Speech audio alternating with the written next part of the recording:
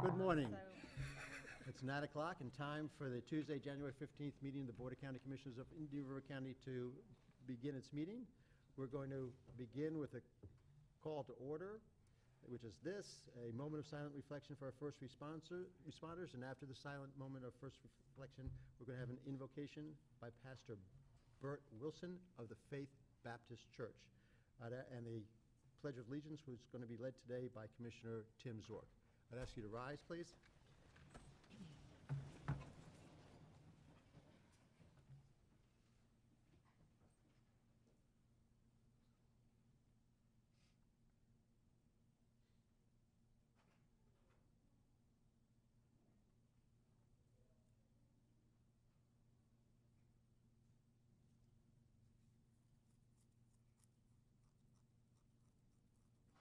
Shall we pray?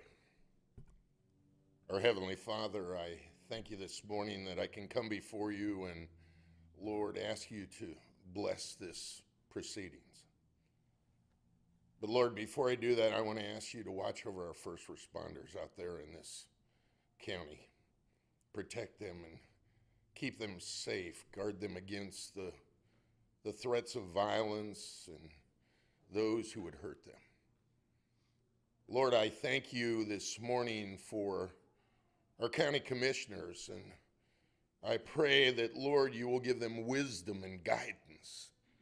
Lord, that you'll give them clarity of mind as they go through each of the following proceedings.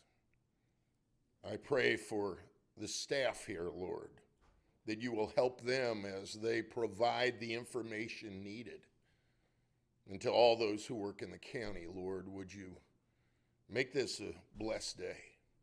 Father, I pray for those who are going to be appointed to different offices this morning.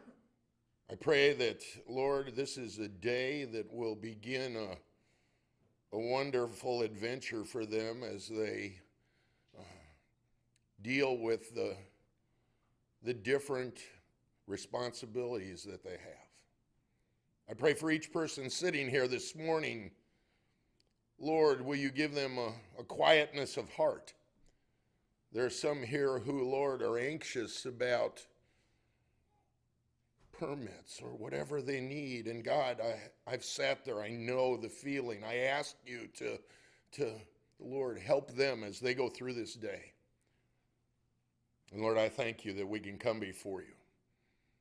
I thank you for the love and the friendship that I've felt here this morning, and I pray that you'll bless this time, and I thank you for all you do in the name of my Savior, Jesus. Amen. Amen. Please join me and face the flag. I pledge allegiance to the flag of the United States of America and to the republic for which it stands, one nation, under God, indivisible, with liberty and justice for all.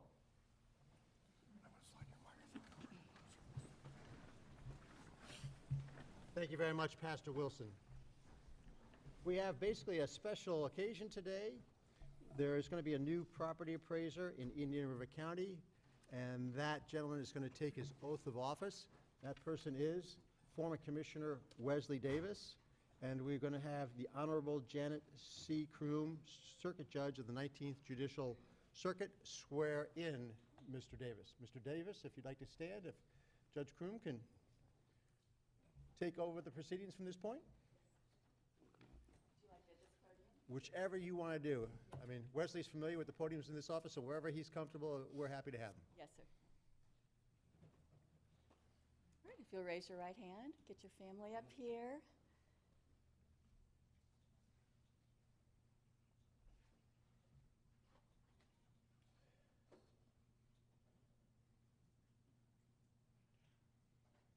You'll repeat after me. I, Wesley S. Davis, I, Wesley S. Davis, do solemnly swear do solemnly swear that I will support, protect, and defend that I will support, protect, and defend the Constitution and government the Constitution and government of the United States of the United States and of the state of Florida, and of the state of Florida, that I am duly qualified that I am duly qualified to hold office under the Constitution to hold office under the Constitution of this state of this state and that I will well and faithfully and that I will well and faithfully perform the duties of property appraiser, perform the duties of property appraiser, of which I am now about to enter. of which I am now about to enter. So help me God. So help me God. Congratulations.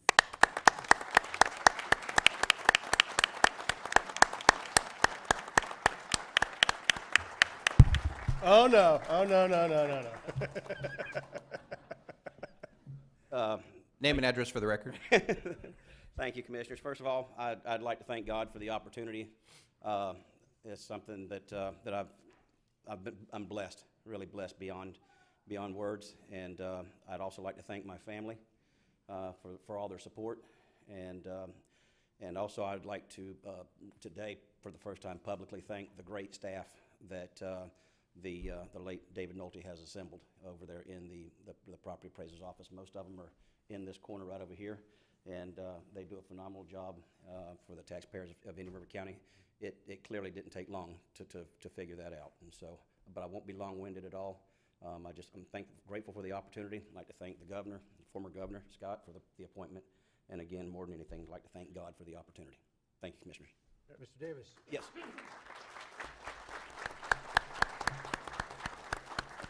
Would you like a picture of you and your family on the other side of the dais? Yes. You want, just come on up? Yes. Yes. That's okay. My wife's gonna kill me. Won't be the first time. Wow. Probably first time on camera. One thing of doing it. Yep.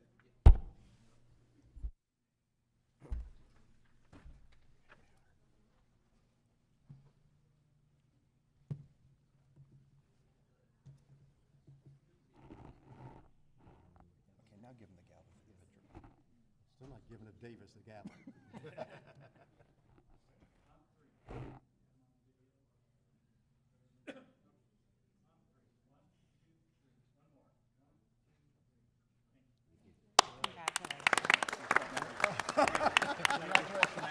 Thank you. Thank you. Good luck, Davis.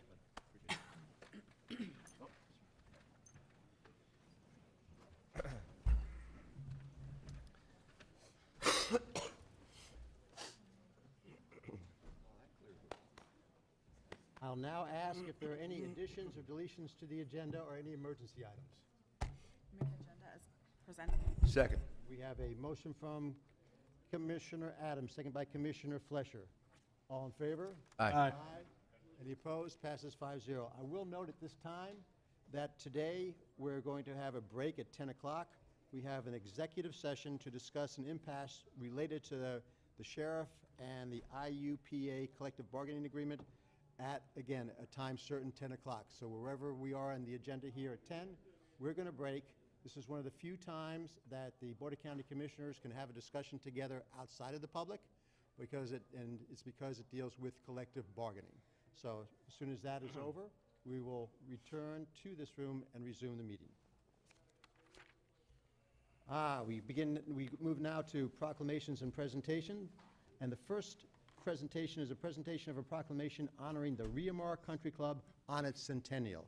We have here today Jack Biggs, Jim McConnell, and Ben Bailey to receive the proclamation. If you gentlemen would like to come up to the podium.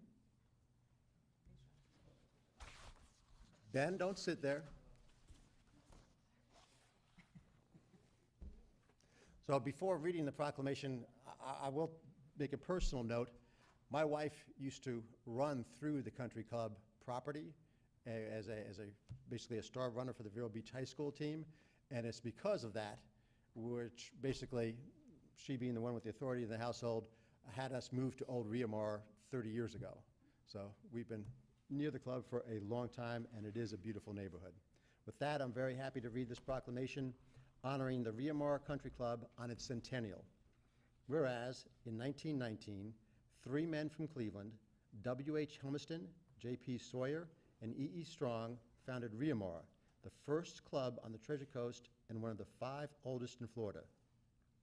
And whereas, that same year, these men, with their families and friends, built a strong community from the river to the sea, consisting of homes, beach pavilion, boating and fishing dock, club and guest house, and Vero's first golf course, which was then and remains today the only 7-hole course on Florida's Atlantic coast. And whereas, over the past 100 years, the Rio Mar Country Club has contributed to the welfare of, and through the goodwill and efforts of many members, has been an integral part of the development of Vero Beach in Indian River County. And whereas, for over 100 years, the Rio Mar Country Club has been at the center of Old Rio Mar, providing the foundation for a great neighborhood which has helped hundreds of families have a wonderful life in Vero Beach. Now, therefore, be it proclaimed by the Board of County Commissioners of Indian River County, Florida, that we congratulate the Rio Mar Country Club and its past, present, and future members on the occasion of their centennial and extend its best wishes as the club enters its 2nd century. Adopted this 15th day of January 2019 and signed by all 5 members of the Board of County Commissioners. Gentlemen, congratulations and welcome. Thank you. Thank you. Thank you, Mr. Chairman. On behalf of our 276 members and 60 employees, we thank you for this special recognition in our 100th year. As we look to the 2nd century of Rio Mar Country Club, we are a vibrant club. We are investing for the future in a new clubhouse, and we will continue to work extra hard as we have in the past to be a good community citizen.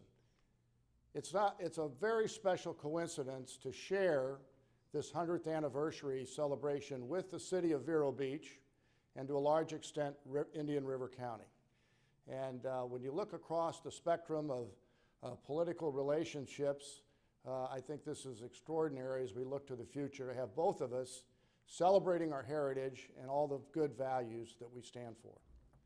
And now I'd like to introduce Jim McConnell, the chairman of our Centennial Committee, with a special presentation. Jim? Thanks, Jack. Thank you, Jack. And I, of course, echo his words of gratitude. That's a wonderful proclamation. My job today is this. This is a book that we have done, which is the story of the 100 years of the Rio Mar Country Club. But more than that, it is a story of the town and the county and the region that we live in, because we all grew up together. And we would like, on behalf of the members of the Rio Mar Country Club, to present this to the county for your archives and hopefully for your reading pleasure. So we would like to do that. Thank you very much. We appreciate the gesture.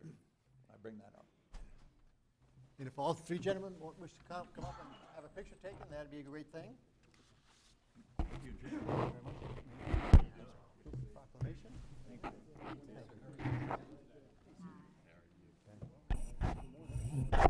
How are you doing? Good morning. Yeah. Good morning. Thank you.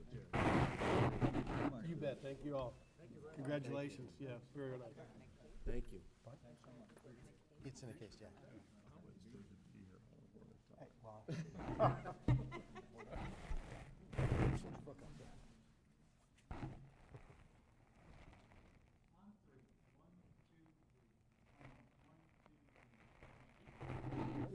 Congratulations.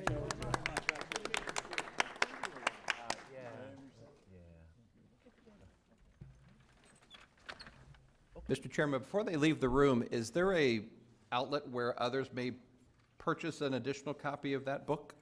There is. The book is for sale at the Rio Mar Pro Shop. It's actually been purchased by a fair number of people who aren't members of the club but live in the area. So yes, you're welcome to come in, and we'd be happy if you did. Great, thank you. We will now move on to the presentation of a proclamation designating January 26, 2019 as Purple Heart Cane Day. This proclamation will be read by Commissioner Flesher and presented to Lloyd Lassenby. If Mr. Lassenby can come on up, and if he has any friends with him, bring him up. Thank you, Mr. Chairman. And, you know, Lloyd is a selfless individual. He likes to refer to his wood carving team. So why don't we have the team come on up? And Lloyd, they might need some coaching because they might be presentation shy. But I know you have some of the individual carvers here. Right after the proclamation, we'll have a little bit of a presentation and discussion.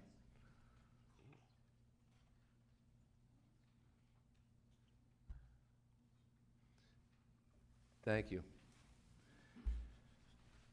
The proclamation reads as follows: designating January 26, 2019 as Purple Heart Cane Day, whereas Indian River Woodcarvers was started by Joe Miller in January 2007 and continues today under the guidance of President Craig Halterman, having undertaken community projects such as Comfort Birds for hospice patients and Purple Heart Cane Project for combat wounded veterans. Whereas the Purple Heart Cane Project is a community outreach activity which in the Indian River Woodcarvers Club honors Purple Heart recipients and hand-carved personalized canes. And whereas the Purple Heart Cane Project began in 2009 by presenting 4 canes to veterans and now working on cane number 362. With community support, this project will continue until every combat wounded veteran in our area has been honored, and whereas each intricately carved cane displays the history of the individual veteran's service to his country, including details about service branch, awards earned, and dates of enlistment and discharge. Every cane bears the head of an eagle. No stunning detail is spared. Now therefore be it proclaimed by the Board of County Commissioners of Indian River County, Florida, that January 26, 2019 be designated as Purple Heart Cane Day in Indian River County, and the board encourages all citizens to attend the cane presentation hosted by and at the National UDT Seal Museum on January 26, 2019 at 1 p.m. Duly adopted this 15th day of January 2019 and signed by all 5 of your county commissioners.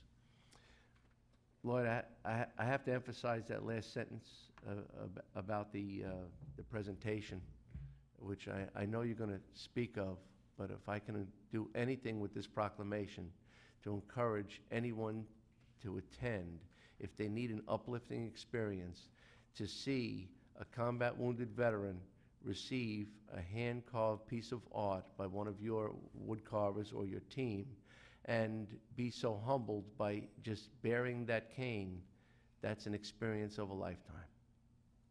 Thank you, sir. Lloyd. Thank you very much for this honor. This is a program. I'd like to bring up Craig Holderman, who is the president of the club and is the driving force here. We've given out a lot of the canes, and you and I were talking outside. When these gentlemen receive the cane, they never feel like they deserve it. It all belongs to someone else.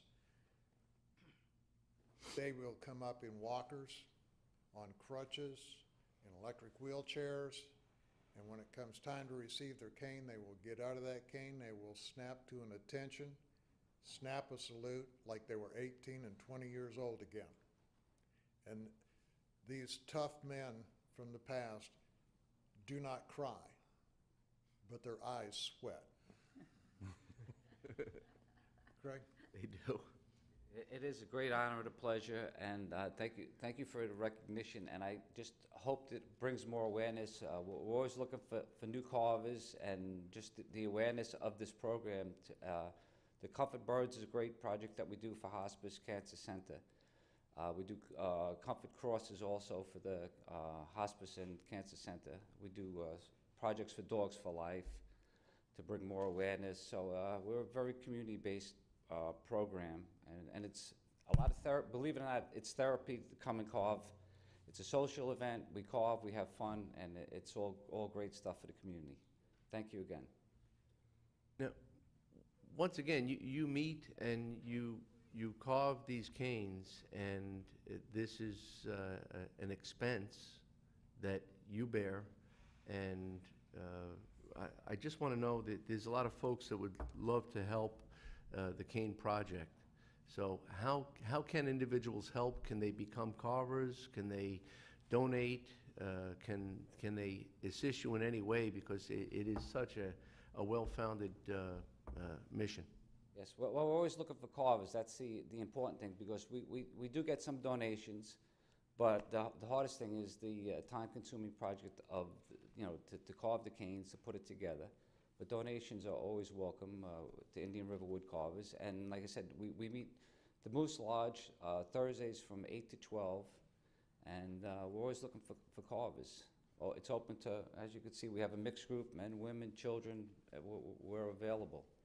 We'll teach them, show them the way, and it's, like I said, it's great therapy.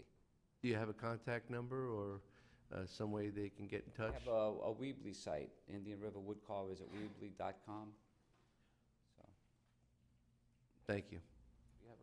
Gentlemen, I got a question for you. I noticed on the first cane, there's 2 dates listed, and on this cane, there are 4 dates listed. Does that indicate multiple Purple Heart Awards for this individual? Yes, sir. Wow. They're all dates that he was wounded, and hopefully I got location on there. Wounded and Yeah, these have the location. So then, just for the sake of the audience, why don't you just tell everybody what the Purple Heart represents and why it's awarded, just so the audience will be aware. Thank you, Commissioner O'Brien. The Purple Heart is an award that was started by George Washington for valor. It is now an award issued for injuries occurred in a combat action incurred by an enemy force. It is the one award that no Marine, sailor, soldier wants to get. We've given canes away to one gentleman who has 6, and we give them to posthumously and to ones that with just one Purple Heart. Right, well, it just seems an awesome sacrifice to be wounded not just once and go back into battle, not twice, go back in battle, not wounded 3 times and go back into battle, but to go back in and get wounded a 4th time. That truly shows a spirit and a dedication, above and beyond anything. That's pretty impressive. It is impressive. These gentlemen and women who have received these canes and have received the Purple Heart are very courageous, believe in what this country stands for. And on each cane you will find a saying on the back, and it says, "A veteran, whether active duty, National Guard, retired, or active duty, man or woman, is someone who at one point in their life wrote a blank check made payable to the United States of America for an amount up to and including my life." yeah. Awesome. Thank you all for what you do. Thank you.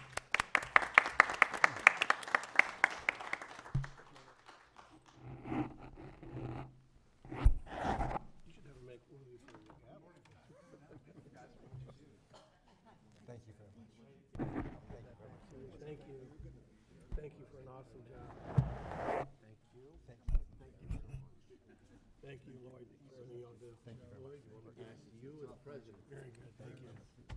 He's not as good looking as you and I. Thank you for your Well, I see you more often, but That explains everything. I can't shake them. Good to see you.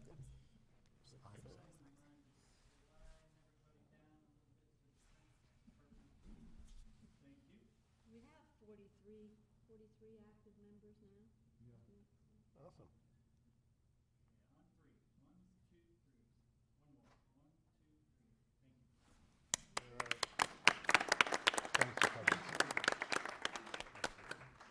Lloyd, how many canes are we giving out on this one? 62 canes. Gosh. You know, and it kind of breaks your heart. It kind of breaks your heart. I was making phone calls the other day to make sure these people are coming and to tell them what the schedule of events are. I was talking to a gentleman and he lost his privilege to drive at 93 years old. And he's been looking forward to this cane, and I thought the man was going to break down. Are we getting them there? He actually is now living up in Fernandina Beach. So, and I was talking to another one, and I think the last name was Ellis, and the lady answered the phone, and I said, "Mrs. Ellis?" And she goes, "No, this is the daughter." And I says, "Well, may I speak to Mr. Ellis?" And she broke down and she said he passed away Friday. but the mother and daughter are going to accept a cane. So there's stories amongst all these veterans. I encourage everyone to come out and talk to them. They have many. Most certainly is. Thanks again. Thanks again. And what is the date and time for that, That's January. just for those? January 26th at 1 o'clock in the afternoon. For military people, that's 1,300 hours. For ex-Marines, a little hand is in one. Whoa. Good work, Lloyd. Sir. We now go to information items. There's only one, the resignation of Wesley Davis from the Value Adjustment Board because he is now the property appraiser. Move on to the consent agenda. Anybody wish to pull anything from the consent agenda? There being none from the board, I'll ask the public. If anybody wants to pull anything from the consent agenda for discussion. There being none, Move approval. motion from Commissioner Fleischer, second by Commissioner Adams. All in favor? Aye. Aye. Any opposed? Passes 5-0. We will skip item 9, which is the executive session, which we'll come back to at 10 o'clock, and move on to public items. The first is a public hearing for the amendment to section 100.03, amendment or repeal of ordinances of chapter 100, general provisions of the Code of Indian River County, codifying, publishing the ordinances to readopt the code up to and including supplement 129. And I will ask Mr. Reingold if you'd like to handle this one. Thank you very much. Pursuant to Section 125.68 Florida statutes, counties are required to maintain a current codification of all ordinances. Such codification is required to be published annually by the Board of County Commissioners. Thus, per this statutory requirement, the County Attorney's Office annually presents this update to Section 100.03 of the Indian River County Code of Ordinances, which revises the supplement number in the code. County Attorney's Office simply recommends that the board open up the public hearing, take any public comments, close the public hearing, and vote to approve the ordinance. With that, I turn it back over to the chair. Thank you very much. I will now open the public hearing. Anybody from the public wish to speak on this item? Anybody from the public wish to speak? I will close the public hearing. Move staff recommendation. Second? We have a motion from Commissioner O'Brien, second by Commissioner Zork. Any other discussion? All in favor?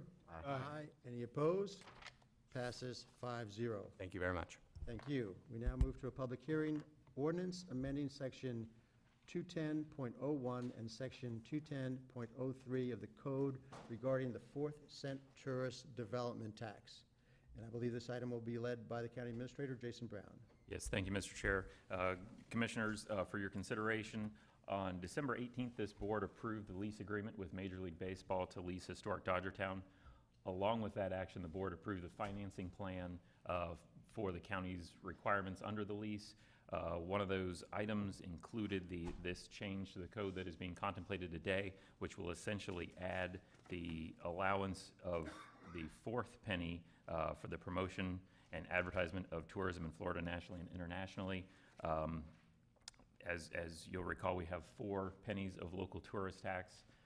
The first 3 pennies, basically one of the authorized uses is to acquire, construct, and extend, enlarge, remodel, repair, improve, maintain, operate, or promote one or more publicly owned and operated convention centers, sports stadiums, sports arenas, coliseums, or auditoriums within the boundaries of the county. It continues on, but that's the main part. That 4th penny that we're planning to utilize, that will be freed up with the early payoff of a portion of the spring training bonds, allows a similar use, but it starts with to pay the debt service on bonds issued to finance the construction, reconstruction, or renovation of a professional sports franchise facility or the acquisition construction. So it would basically require us to issue debt to utilize these dollars, which we don't need to do. We don't want to add the additional transaction costs and the interest earnings. So the plan is to basically authorize the use of the 4th penny for tourism and promotion, and then we can move that over and fund our tourism promotion activities. With that, take one of those first 3 pennies and move it over here, and we're free to use it. There is also some language catch-up where the existing code uses the old language from the statute that basically, I apologize, here we go. Basically says to promote and advertise tourism in the state of Florida and nationally and internationally. The new language is, however, if tax revenues are expended for an activity, service, venue, or event, the activity, service, venue, or event must have as one of its main purposes the attraction of tourists as evidenced by the promotion of the activity, service, venue, or event tourists. So this also catches up our local code with the state statute, which we are already following, obviously, as we have to follow the state statute, but basically does those two things. So with that, county staff recommends that we open the public hearing, consider any comment, and approve the ordinance as presented. Thank you very much, Mr. Brown. Any questions for Mr. Brown? I will now open the public hearing, and I'll ask if there's anybody from the public who'd like to speak on this item. Anybody from the public wishing to speak? There being none, I will close the public hearing. Commissioner? Just a comment. Excuse me. Jason did make a presentation at the last TDC meeting regarding this issue, and the TDC council was supportive of the realignment. Thank you. Any comments? Move staff recommendation. Second. Motion from Commissioner O'Brien. I have to give the second to Commissioner Flesher. Any other discussion? All in favor? Aye. Any opposed? Passes 5-0. We now move on to a request to speak from Fred Menzing regarding Virgin Trains USA, Wasted Dollars, Charter Government, and Ocean Concrete. Mr. Menzing. Welcome. Name and address for the record, please. Fred Menzing, 4123 18th Place, Vero Beach.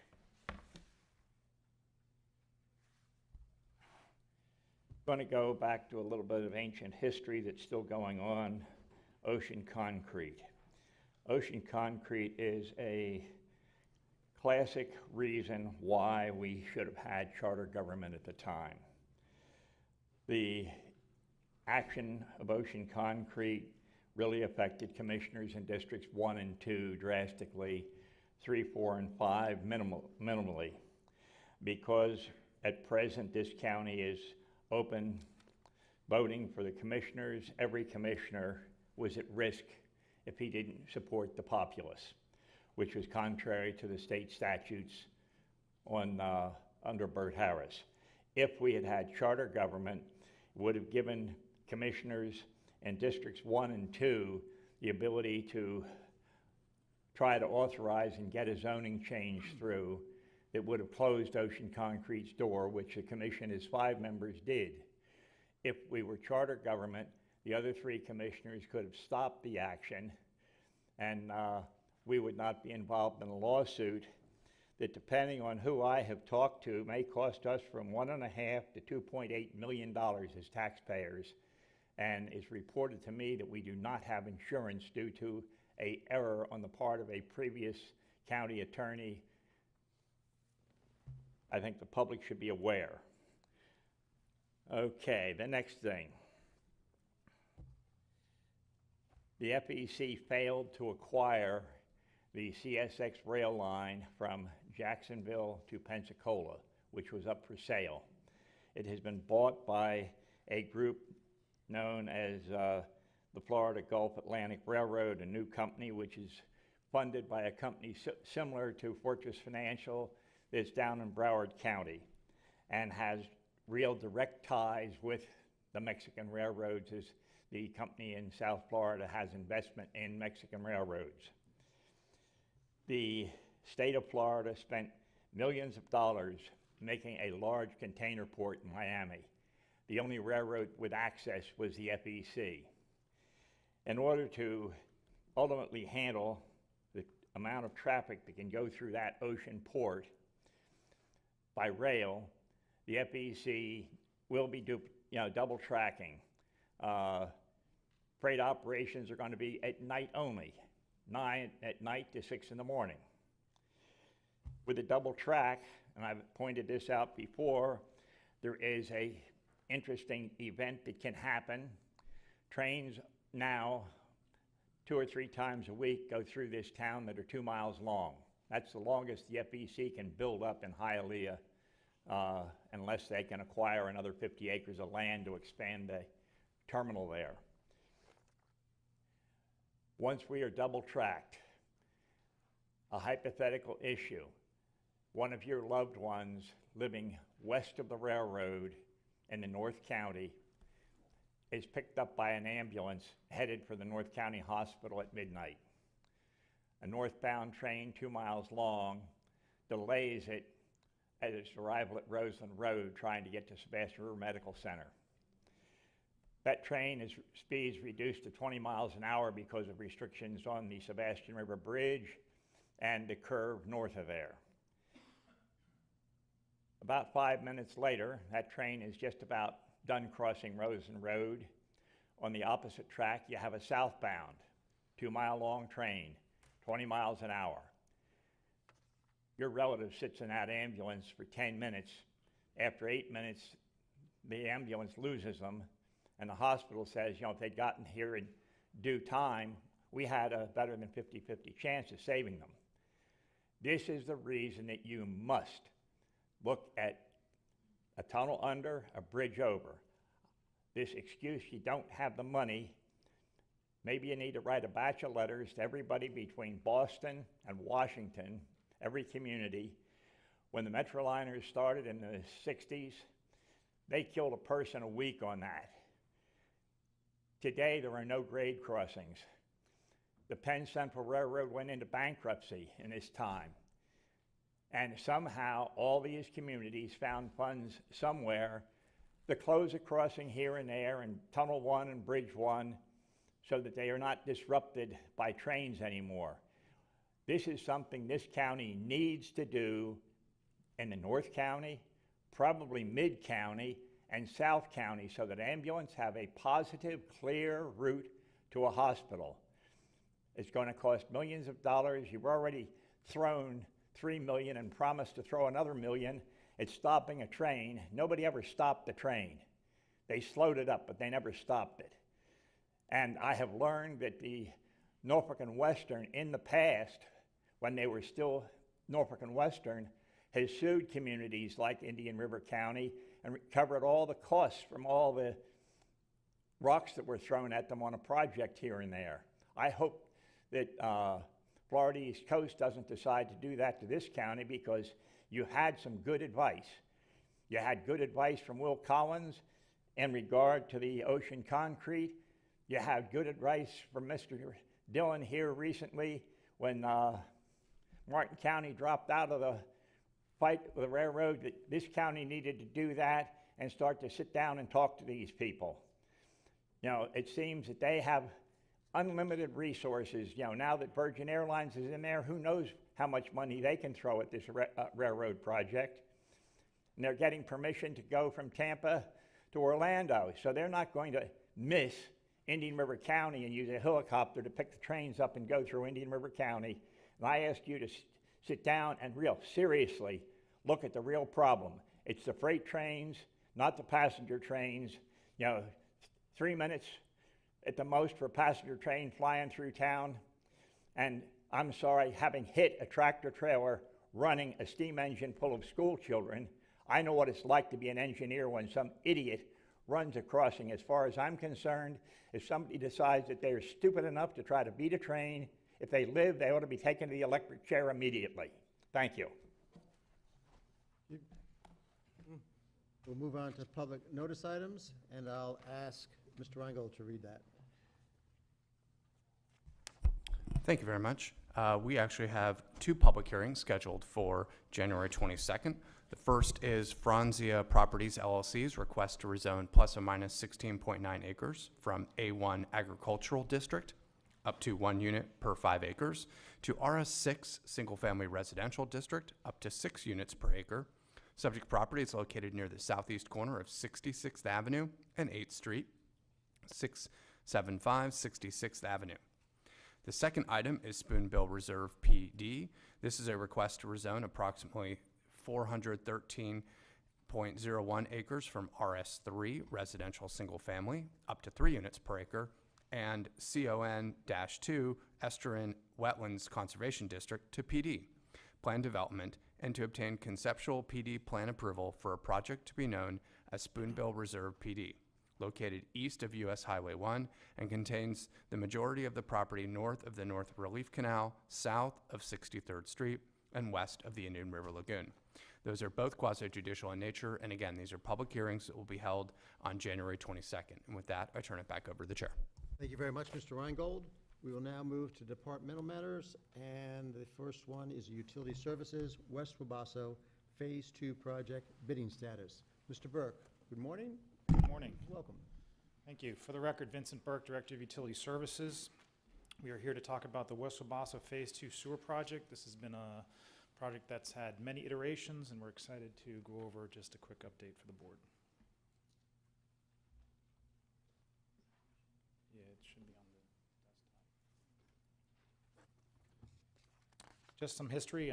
This project actually was in concept started in 2012. We had to finish Phase 1 of the CDBG portion of the project north of 510. We actually had some CDBG dollars, but due to the fact when we went out to bid that the bid prices are about $1 million over the opinion of probable cost, that project was not moved forward. Fast forward to July of this year, in which case we were successful in applying for and being awarded a St. Johns River Water Management District cost share grant for the 2018-2019 grant award, which the board approved, so that we went out for bid on November 11th of this year, and the bids were open to December. So just to refresh your memory, just south of 510, next to the Daisy Hope Center, we have the septic to sewer area map as shown. We have 48 developed parcels, 40 are vacant, and then there's 6 developed parcels in red that are not considered residential, but certainly would be connected to the county sewer system as well. Again, just south of 510, just east of the Daisy Hope Center on the left portion of your screen. So the bid recommendation is as follows. Again, I had mentioned in July 10th, they approved the cost share from the district. Very thankful for their support. We were also successful through the attorney's office and through some other partners to apply for 2 grants. One was the Indian River Lagoon National Estuary Program of $200,000, as well as the Florida Department of Environmental Protection grant for $450,000. The board approved those and executed those agreements in September of this year.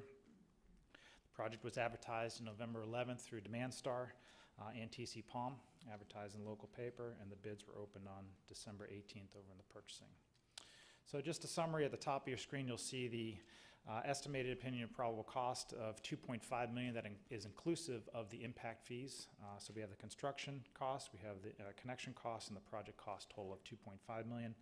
And you can see below the bids that had been received, there are some mathematical errors that were denoted with the stars in the upper right-hand corner of the right-hand column, the total corrected bid, and CK Contractors and Development was the lowest, most responsive bid received. So funding, we just wanted to show you the 3 options. Again, you may recall in May, we did not have the FDEP funding. We had a agreement allocation from the optional sales tax to make up the delta in order to meet the 2.5 estimated cost. When we received both the DEP and the lagoon funding, we came back to the board to reduce the exposure from the county's portion of the project down to $1 million. And based on the bids, again, the district is a 33% cost share of the construction portion of the project. You can see that's why it's reduced based on the actual bid from $825 not to exceed down to $561,000. So staff recommends that the project be awarded to CK Contractors and Development in the amount of $1,657,419.24. And staff recommends the Board of County Commissioners approve the sample agreement, authorize the chairman to execute the agreement after receipt and approval of required public construction bond from the contractor, as well as their COI, Certificate of Insurance, and after the county's attorney's office has approved the agreement as to form and legal sufficiency, and the risk manager has approved the insurance. Certainly available for any questions, and I know there's some folks that are interested in hearing about the approval process today. Certainly available for any questions the board may. Thank you, Mr. Burke. Any questions, Mr. Burke? Commissioner O'Brien. Thank you, Mr. Chairman. Vinny, the $151,000, the impact fees, that's not part of the construction cost, is that correct? That's correct. Okay, so how are we going to cover that through? So we do have the availability to cover that through one of the 3 grants that we have been eligible for. Okay. So that would be at no cost to the benefiting property owners in order to offset or cover those impact fees. We can't just waive those, but we can certainly cover those with the dollars that have been allocated. Okay, awesome. And then just, Mr. Chairman, you know, when this came to us I don't know, about a year and a half ago, I guess, originally. And the bid prices were just way above what we thought they should be. And we had a lot of discussion here on the board, and we eventually ended up voting to move forward with the project, but not to utilize the CDBG grant process, because we thought that at the time, the restrictions and requirements of the federal money was resulting in contractors either not bidding or bidding extremely high to cover their cost of paperwork. And I want to thank the community for being supportive of that decision, because we were kind of going out on a limb a little bit, how the funding was going to work out. But I'm very pleased to see that this has come in with a much lower bid amount and greatly reducing the cost to the county. And I want to thank Kate Cotner for her work with DEP to get the additional $450,000 from DEP. And so I'm pleased to see that our decision to go down this path seems to have worked out. We've gotten a much lower bid price, more support from the other agencies, and I just think this will make just a great project for the West Wabasso community. So I'm just really pleased that it worked out the way it has. So, but the only question I had was on the impact fee. So thank you. Excellent comments. Any other comments from the board? I will ask if there's anybody from the public who'd like to speak on this item. Anybody from the public? Name and address for the record, please. My name is Audrey Rigby. I'm the president of the West Wabasso community, and I just want to personally thank the staff and the commissioners for this project. I just want to thank you so much for what's happening in the community, so much. Thank you. Thank you for those kind words. Commissioners? Move staff recommendation. Second. We have a motion from Commissioner Fletcher, second by Commissioner Adams. Any other comments? All in favor? Aye. Any opposed? Passes 5-0. Thank you, Mr. Burke. Move on to county attorney matters, and the first is an anti-smoking resolution. Mr. Reigel. Thank you very much.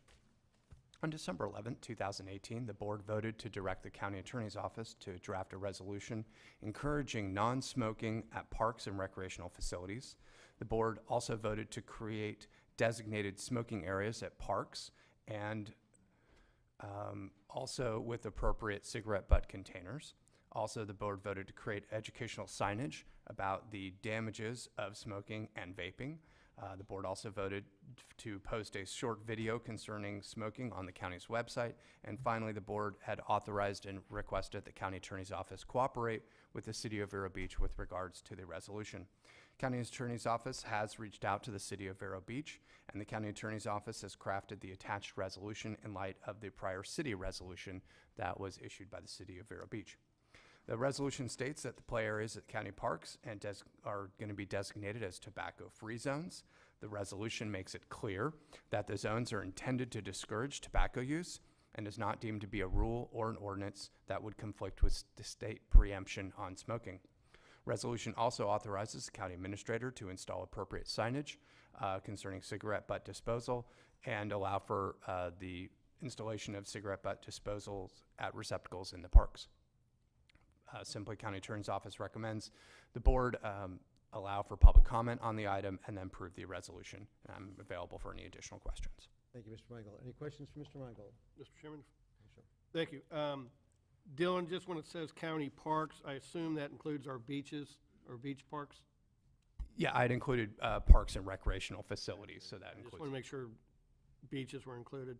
And then, commissioners, I think Jason distributed this morning some suggested wording from Ms. Spurlock, just kind of more addressing a couple whereases to emphasize the electronic cigarettes, and I would have no problem adding that additional wording per Dylan's review and making sure it kind of fits with what we're doing. But most of it seems to just be a couple more whereases, clearly highlighting more on the electronic e-cig. So I wouldn't have any problem adding that to the resolution. Thank you, Commissioner. Any other questions or comments for Mr. Reigel? There being none, I'll ask if there's anybody from the public who wishes to speak on this item. Come on up, name and address for the record, please.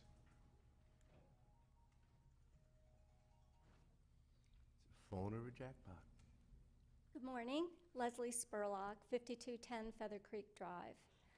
I just want to thank the staff and the county commissioners for considering this resolution and for understanding the need for it. I think that this county has been very supportive in the past, and it's very nice to see that you're supporting this and supporting our students working against tobacco with this resolution. Well, Mr. Chairman, Commissioner. Leslie, I want to return the favor too. I want to thank your staff, the young individuals, because they made the difference. They did. Their presentation was stellar. I know they met with all of us individually, but their presentation before this commission was priceless. Yes, And I think the message was well received. thank you very much. So thank you. Thank you. Anybody else from the public wish to speak on this item? There being none? Mr. Chairman? Yes, sir. Oh, no, please go ahead. I just want to add one more thing. Under the FAC news clips today, Senator Joe Gruters from Sarasota has filed a bill proposing banning smoking on beaches. And so just would like to reserve the right to maybe bring this back at some point in the future if the state does give us the authority to actually ban smoking on the beaches if this Senator Gruters is successful. Commissioner O'Brien, I'd be happy to bring back an ordinance at that time to Very good. clarify our ordinance code to adopt that if that is the will of the board. Thank you. With that, Mr. Chairman, I'd like to go ahead and move staff recommendation with the inclusion of the wording submitted by Ms. Spurlock this morning. Thank you. We have a motion from Commissioner Bryan, and that was a second from Commissioner Zork. All in favor? Aye. Any opposed? Passes 5-0. We now move to acquisition of right-of-way for Phase 2 of 66th Avenue improvements, Central Groves Corp., 66th Avenue, 69th Street. Good morning, Mr. DeBraw. Good morning, Mr. Chairman, Commissioners. Bill DeBraw on behalf of the County Attorney's Office. Central Groves owns a 18.59 acre parcel of property located on 66th Avenue at the corner of 69th Street. This property is needed for the expansion of 66th Avenue in the Phase 2 process. We need two different parcels from the property. We need a strip of right-of-way that runs along the eastern border of the property. That's going to be their parcel 113 that you can see. That amounts to be 5.45 acres of property. The second parcel of property that we need from Central Groves is a stormwater facility. That will be 2.27 acres in size. It's located on the northern end of the property for a total take necessary of 7.72 acres. We met with Mr. Bailey, who's president of Central Groves, and his attorney, Andrew Diaz, in an informal settlement conference. The original appraisal that the county received from Armfield Wagner valued the property at $22,800 per acre with no severance damages. I would point out that the take amounts to be 41% of the property's area in this matter. Mr. Bailey's appraiser did find severance damages and valued the property a little north of $55,000 an acre. We used some comparisons as far as to try and establish a fair value that everybody could be happy with. The county recently bought the green parcel, which is down by 53rd Street and 66th Avenue. We paid just a little under $30,000 an acre for that. So we arrived at a purchase price, or we discussed whether it would be a entire purchase to avoid the severance damages and allowing the county then to sell off what it did not need. Mr. Bailey was agreeable to that. In fact, he was very emphatic that he wanted to get rid of the whole thing and would prefer that. So we went along with that idea, hoping that we'd be able to go ahead and sell the other 10 acres of property in the future after the use is no longer necessary, and arrived at a purchase price for the entire 18 acres at a per acre price of $35,250. The total purchase price for this property would be $655,200, with costs of $22,000 and an attorney's fee of 10% of $65,529.80, makes the total purchase price for this property at $742,827.80. Staff's recommendation is to accept this offer, authorize the chairman to execute the purchase and sale agreement accompanied in the backup. If you have any questions, I'd be happy to try and answer them. Thank you very much. Any questions for Mr. DeBrawl? Anybody from the public wish to comment on this item? There being none, commissioners? Chairman, I'll go ahead and move staff recommendation. I would like to thank Bill for this. You know, we've been, I think Commissioner Fleischer, it seems like we've been buying land along 66th Avenue Yes. for an awful long time. That's why he yielded to you. Your turn. Yeah. But I'm glad we're not going through the eminent domain process, because that just gets my blood pressure up so high. And I think we are saving quite a bit of taxpayer money by having a negotiated price. I think once we get into these legal battles, and the expert witness fees are just unbelievable. So while this seems a little high and a little bit above a recent purchase, I still think it's saving the taxpayers money in the long run. So with that, I will go ahead and make a motion that we approve staff recommendation. Second. We have a second by Commissioner Fleischer. Any other discussion? Yes, Mr. Chairman. As we go forward and look at, since there is a considerable amount of excess not immediately needed for 66th Avenue, and before the project's finished and we surplus and either sell that, is at least run it by emergency services and look in their 10 and 20-year plan. Is that potentially a site for utilization for an emergency services station? And configure the stormwater and those things as to make the site have a good alternative use for the unused portion that we're not using for the road, just to keep that in mind. I see our Public Works Director, Rich, in the back, and I know he always does that. Yes. Just, trying to think down the road. That is a spot that's in the middle of nowhere today, but will be in the center of somewhere tomorrow. Probably so. We tried to do another thing as far as this purchase, is establish a benchmark as far as what we want to pay vacant property owners for unimproved property. We want to try and target that $35,000 and make it fair for everybody. It's an excessive price, but it's an attractive price as well for a non-arm's length transaction like this one. Thank you, Mr. Brawl. Any other comments? We have the motion by Commissioner O'Brien, a second by Commissioner Fleischer. All in favor? Aye. Any opposed? Passes 5-0. Well, it is now 9:58. We've got a time certain for an executive session, so we will break now. I'm not anticipating the executive session will be too long, but we never know. But we will reconvene this meeting as soon as the executive session is over. Thank you.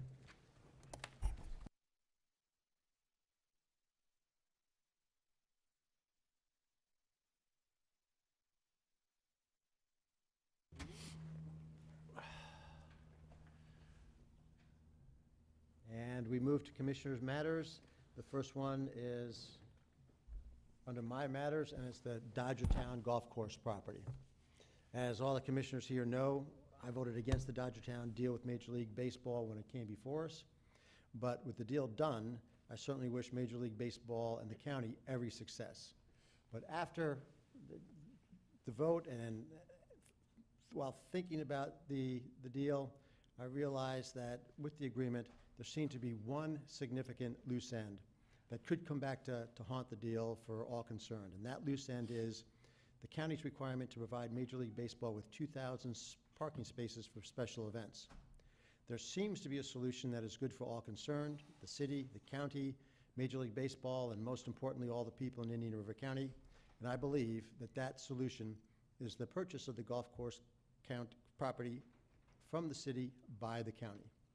The city-county discussed a possible purchase of the property by the county a couple months back, but at that time, there seemed to be a lot of uncertainty about important aspects of the future of the property.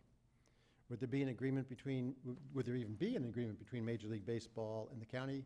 What would the county do with the property? Would there be commercial development associated with the county's use of the property? This morning, I would like to ask the board to consider a proposal which addresses these questions, and then ask the board if it would like to renew its offer to purchase the property from the city. So, Scott, I'll ask you to put that sheet on the board now. What I'd suggest is a county offer to purchase the property for $2.4 million, the same price we offered last time. The county would commit to planting additional trees and landscaping along the east side of 43rd Avenue at the completion of the 43rd Avenue widening project, but no more than 36 months from the purchase of the property. And I'll note that this is expected to go out to bid in roughly May. And so if you look at the schematic that's up, it's almost a black line that is adjacent to 43rd Avenue. And the idea there is that we put that line of trees there. On the one side, it'll give 43rd Avenue a little bit of a boulevard look, but more importantly, it will provide shade for runners if we go ahead with the last part of this proposal. But again, it cleans up, I believe, that part of the property and makes the property look a lot better from the road. Importantly, for as long as the amended and restated facility lease agreement is in effect, the property will be used for passive recreation, environmental projects, or activities that are ancillary to and consistent with the use of Dodgertown property by Town LLC. Note that if there's a sort of snake-like creature in the middle of that property, that's meant to be a water feature, and that could be, not saying it will be, but that it could be the example of an environmental project. That's basically meant to be a TMDL remediation project, a project which would take water from either stormwater from the road widening or roads, or pumped in from the Indian River Farms main relief canal, and use it for passive removal of nitrogen and phosphorus. This is similar to a project that we'll be doing at Jones Pier, that we're doing at Osprey Acres, which will be opening soon, in which the county has developed some expertise in. Ancillary uses could be things like batting cages, additional ball fields, with an appropriate public-private partnership with, for example, the Historical Society, the use of the building on the north side of the property as a Dodgertown museum, highlighting the historical significance of Dodgertown, both for baseball and our community. And that building structure I'm talking to on the schematic is underneath the BLV of Boulevard, just off the street. And right now, I believe the city predominantly uses that for some storage. If you drive by it, you can see the outside seating for events is often stored there. This offer, if accepted by the city, will address the county's Dodgertown agreement parking requirements, and I believe will be in the best interest of the city, the county, and MLB. In addition, however, I'd like the board to consider one additional item, which I believe makes the county purchase very much the right thing for all residents in our community: the addition of a pedestrian way around the golf course property, the planning for which would begin as soon as the sale is completed, with a completion date for the pedestrian way no more than 3 years from the date of the purchase of the property by the county. I believe that this would help make the entire, now larger Dodgertown complex a much more important space for our entire community.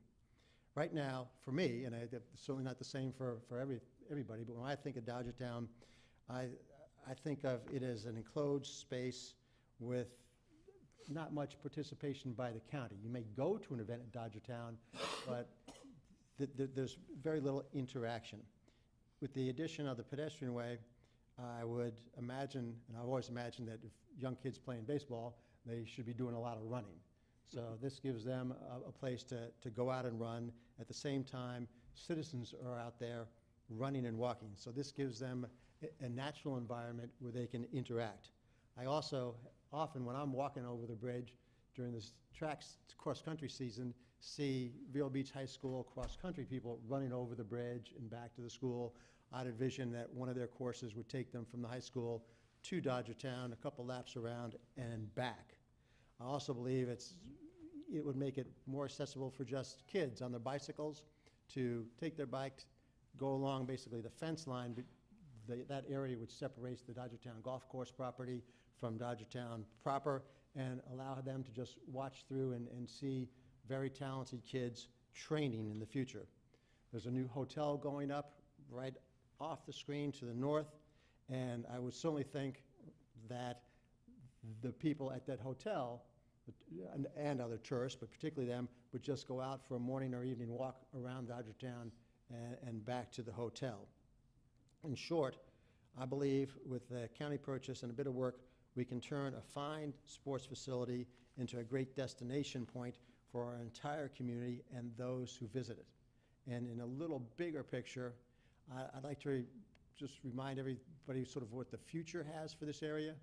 To the west, we have the 43rd expansion that's, again, going out to bid in May, which would four-line 43rd.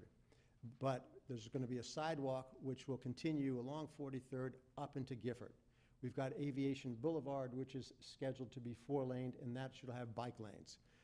One day in the future, Indian River Farms is actually going to join our community and do what it should have done a long time ago and put a pedestrian bikeway there.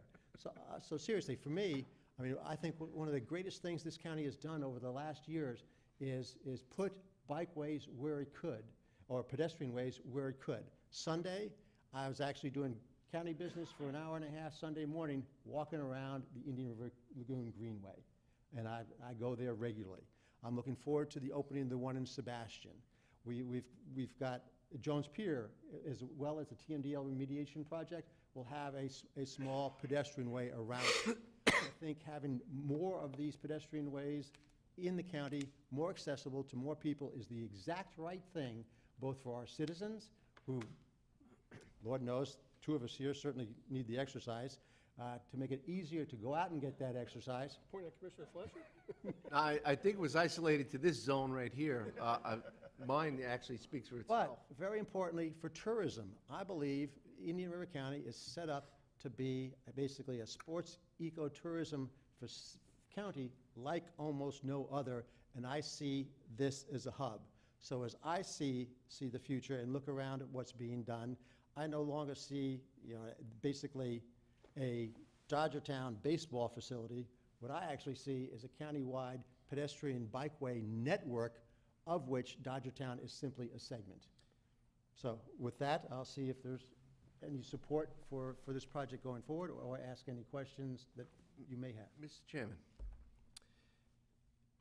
it appears that you've taken the original offer and you want to revisit, renegotiate, and again, set forth a plan for the city to be able to look at, remove some of their fears and concerns and their questions about what the intentions are for Indian River County and Major League Baseball. Is that correct to assume? That's correct, yes. And again, thoroughly impressed as I stood by the original intention and made motion, and actually we upped the ante. Again, having been outbid, it was a little disheartening, but I believe with newfound focus and the plan that perhaps maybe this will be easier to digest, and would fully support this.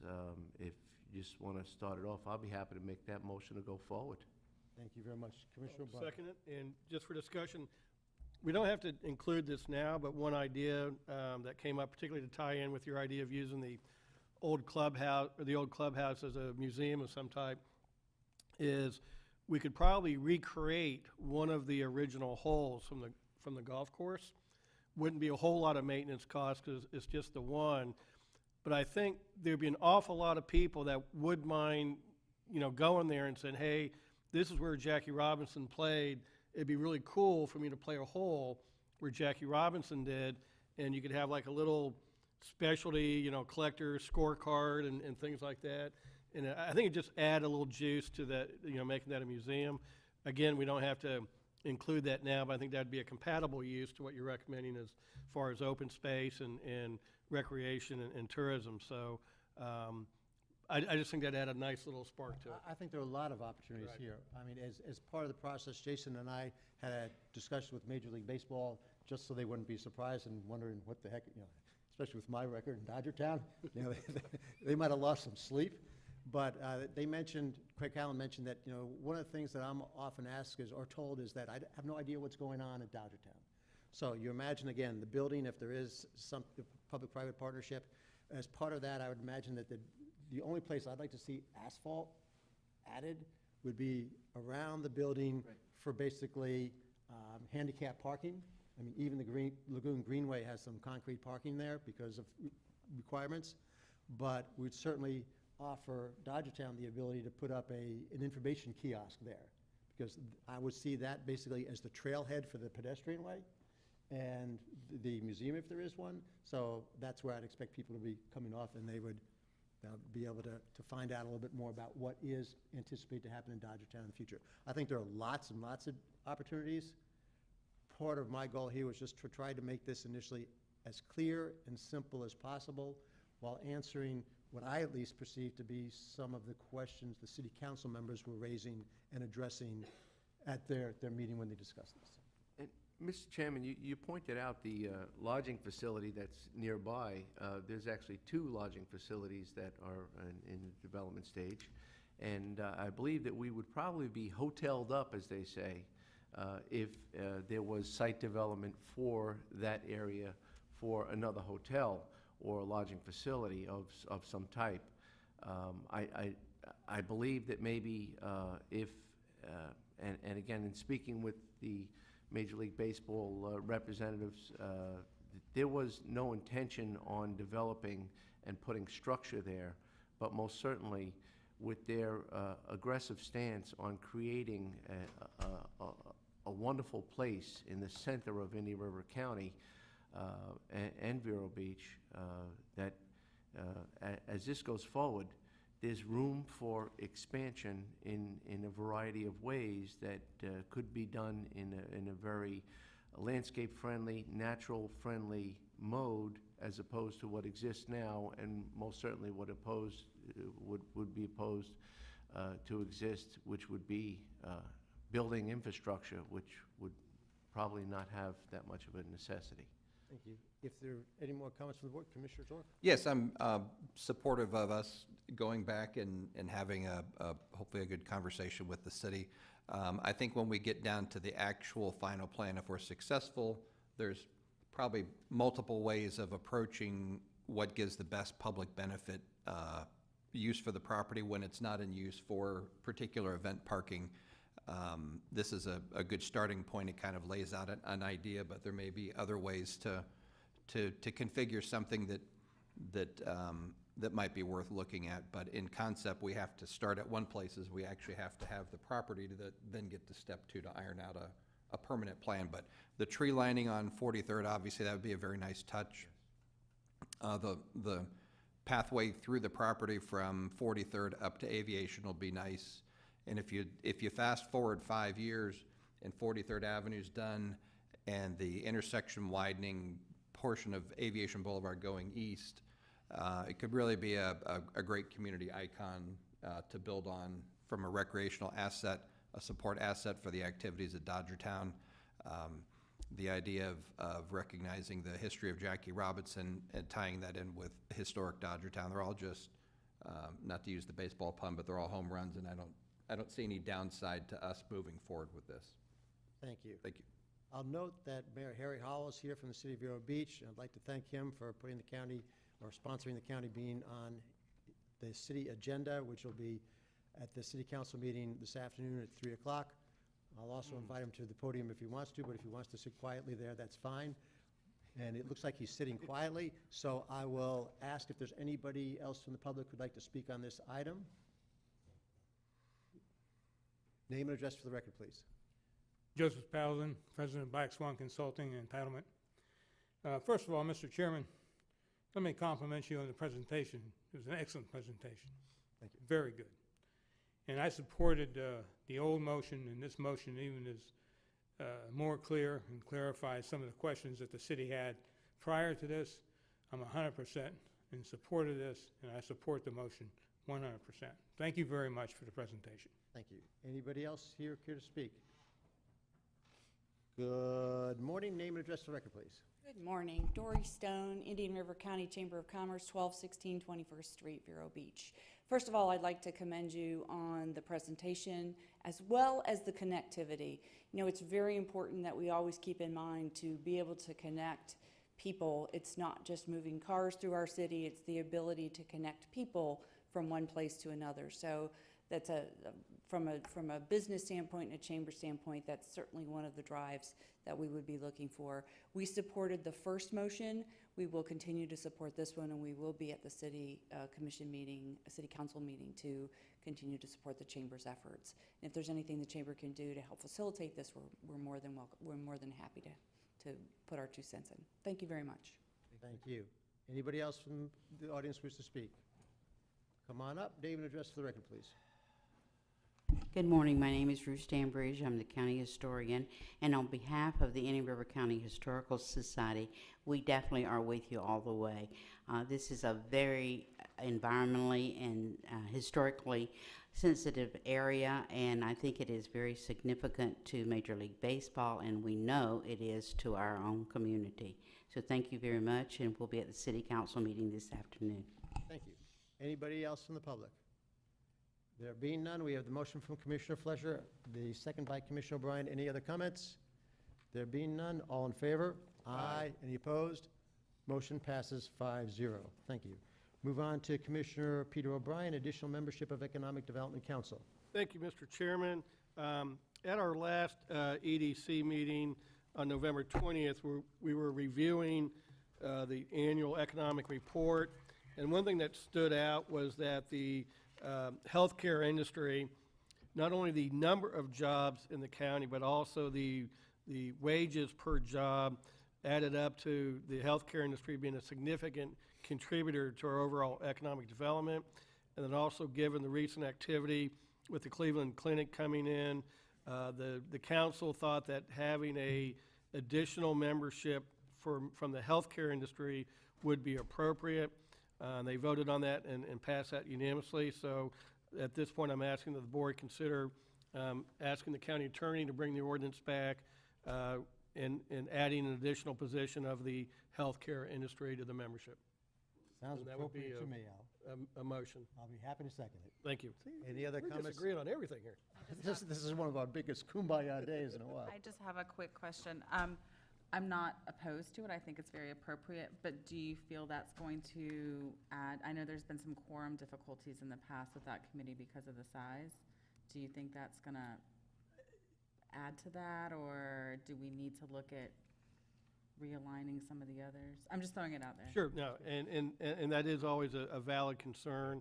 I think the one thing that would actually help attendance is that we need to focus an effort on really making this committee more proactive on things and encouraging members to bring items of interest or ideas that we can act on.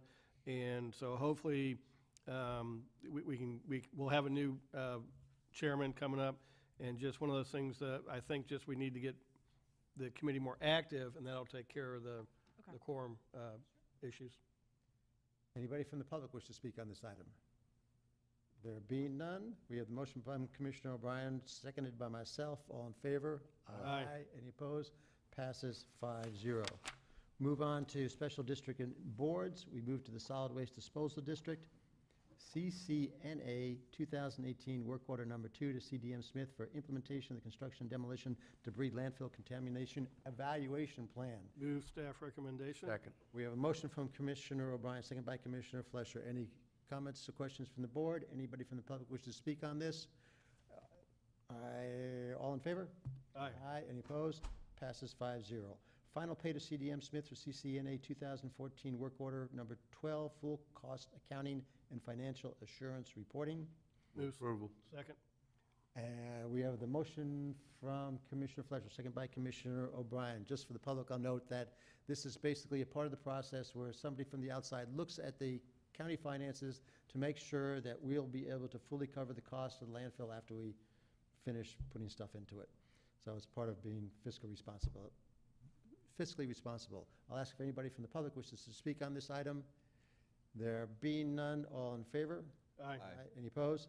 Passes 5-0. CCNA 2018 work order number 3 to CDM Smith for engineering services with the Solid Waste Disposal District annual permit compliance monitoring and reporting. Approval. Motion from Commissioner Fletcher, second by Commissioner O'Brien. Anybody from the public wish to speak on this item? There being none, all in favor? Aye. Any opposed? Passes 5-0. CCNA 2018 work order number 4 to CDM Smith for SWDD, Solid Waste Disposal District, annual financial reports. Anybody from the public wish to speak on Move this staff item? recommendation. Motion from Commissioner O'Brien, second by Commissioner Adams. All in favor? Aye. Any opposed? Passes 5-0. And with that, we are adjourned. Thank you.